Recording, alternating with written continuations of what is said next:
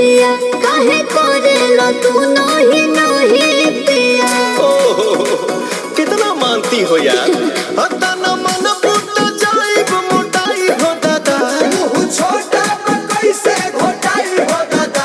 अरे आई हो दादा, अरे आई हो दादा। तमे हरी मिलल बिया हमारा के गाई हो दादा। दोनों बेरा तू बना के पी हो जाए हो दादा।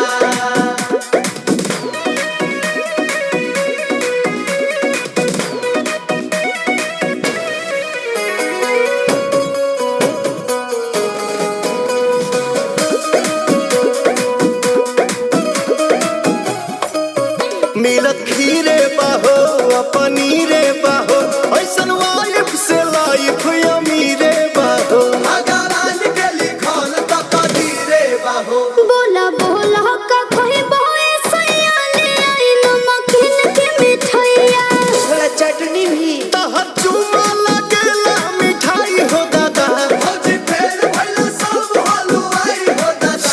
अरे आई हो दादा, अरे आई हो दादा। तमे हरी मिलल